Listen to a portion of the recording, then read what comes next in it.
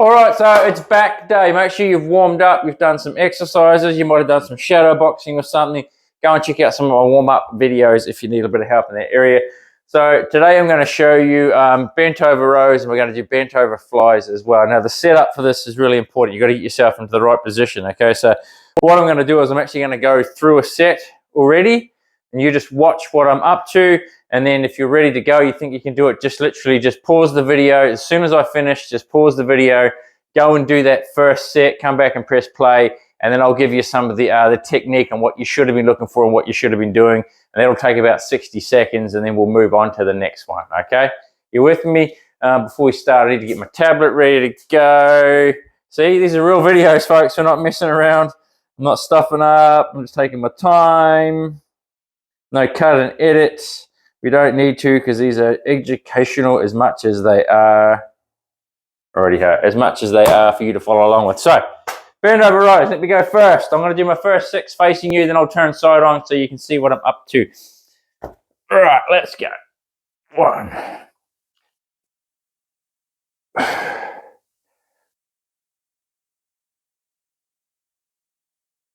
All right, as promised, side on.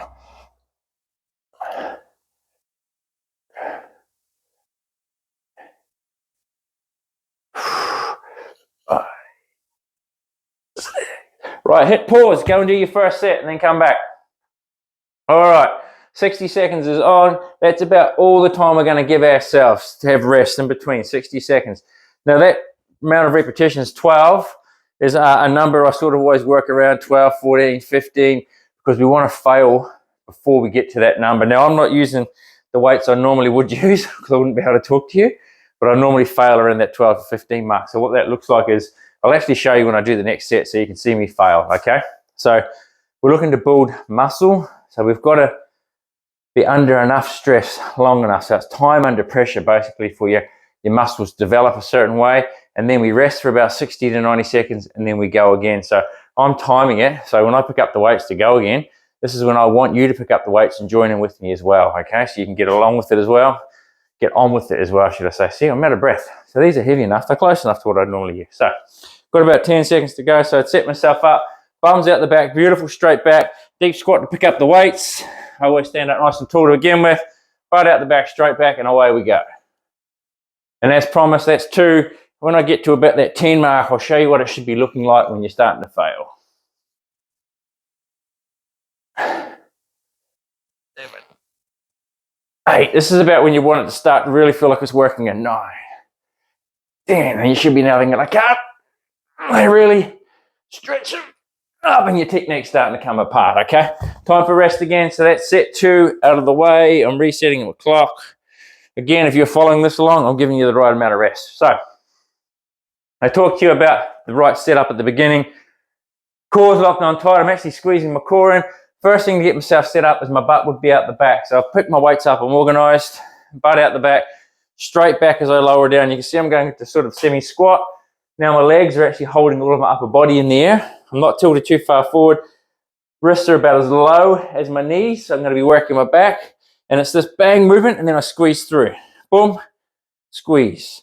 Boom, squeeze. Okay? Standing back up. Got about 20 seconds to go on our rest. You need that little squeeze because that's my shoulders activating back and down. And then I pull through. And it feels like you're trying to squeeze something between your shoulder blades. So you don't just want to pull your arms through to here. You can see the difference. You can see the difference when I squeeze behind my shirt. It's nice and tight, whereas I'm like this, it's not. So we've got to squeeze through. Right, 3rd set. Remember, we're only doing 4. Let's go. Grab your weights.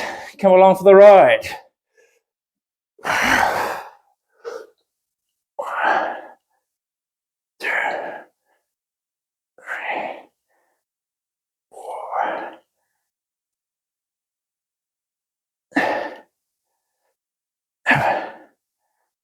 8 is actually starting to work now. 5.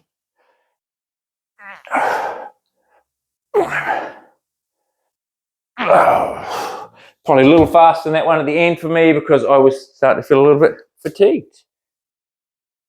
All right, 60 seconds rest again. Last set. So once you've heard me talk enough, you sort of got the idea of what you're supposed to be doing.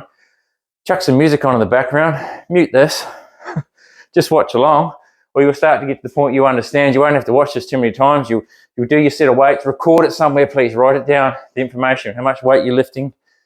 Maybe you've got lighter weights at the moment, because I've obviously got a rack of weights I can pick from. So if you've got 5s, just do more. You might have to get 20, 25 reps in.